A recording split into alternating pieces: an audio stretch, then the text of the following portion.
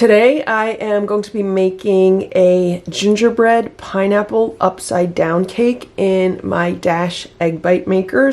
Counter cooking. No kitchen, no problem.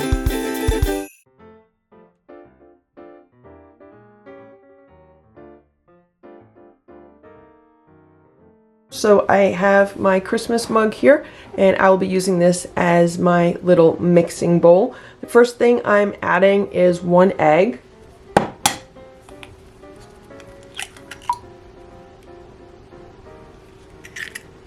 Gingerbread usually calls for molasses, but I am going to use buckwheat honey instead. If you've ever had buckwheat honey, you'll know that it tastes very much like molasses, so I'll be using 2 tablespoons of that. Although I just decided I'm only going to use about 1 tablespoon because I am putting the fruit spread on this, and the fruit spread is sweet, so I don't need the cake to be that sweet. So I am only using 1 tablespoon of the buckwheat honey. I'm going to add half of a teaspoon of vanilla, and I'm going to mix this up.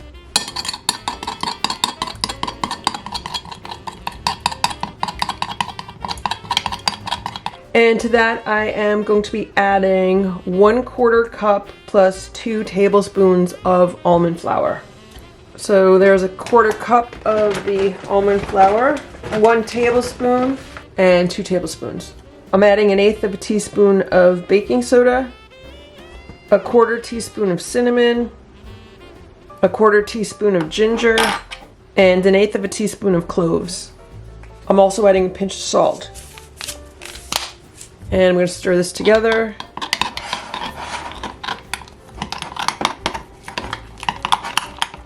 Here's my batter. It smells amazing. I love the smell of gingerbread. I just plugged in my Dash egg bite maker. Once the blue light goes off, we're ready to start baking our cake. So normally when I bake an upside down cake in this egg bite maker, I will first put some fruit on the bottom. But because I'm using the fruit spread instead of fresh fruit, I'm not going to be putting a layer of fruit on the bottom. I'm just going to be baking the cake and then topping it with the fruit spread. But if I was making this with real pineapples, the first thing I would do is I would put the pineapples on the bottom and then pour the batter on top of the pineapples. The blue light just went off, so let's open this up. The plastic piece just fell out of the egg bite maker. And I feel like the nonstick coating is starting to show signs of wear. So I'm pouring the batter into the egg bite maker. I'm using a spatula to get every bit of batter out of my little mixing bowl. Just going to even it out a little bit. It looks really good. And let's cover this and let's bake it for, I don't know, let's check back in like 5 minutes. It's been 5 minutes now. Let's open this and see what's going on inside.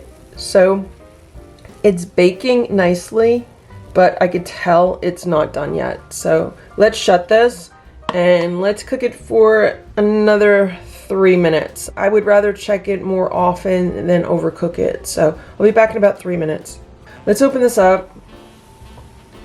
And this looks really good. There's still some steam coming out of it. But I'm going to take a toothpick and put it in the middle.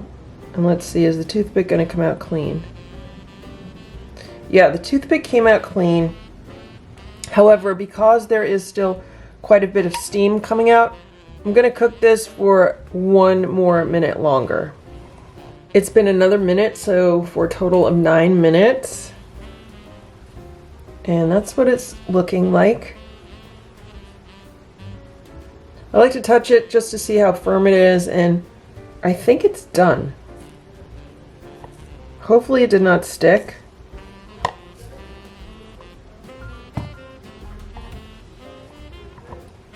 Let's see if we could get this out.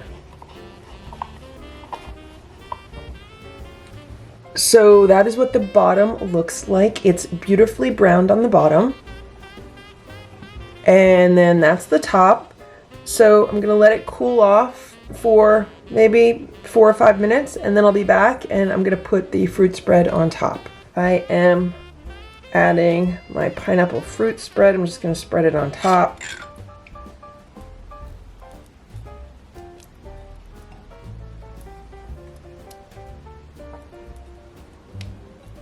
This would look really pretty if I was using fresh pineapple on the bottom or even pineapple chunks, but I'm going to use the jam. It'll be pretty much the same since it's cooked pineapple. That looks good. So when I make a cake in the Dash Egg Bite Maker, I usually like to cut it into 4 pieces. And then if I want like a bite of cake, I will eat one of the pieces. Sometimes I'll just sit down and eat the whole thing though. But right now I'm cutting it into 4 pieces so we can take a look at it. And this is what it looks like. It has a beautiful color, a beautiful crumb, really gorgeous, beautiful aroma. So now I am going to taste it. That is really good. It's still warm. The one thing I would do is maybe put a little bit more cinnamon, ginger, and cloves in it, because I do really like a strong gingerbread flavor. Also, I do like this when it's cold. So after I put this in the refrigerator and it's chilled for a while, then that's usually how I like it.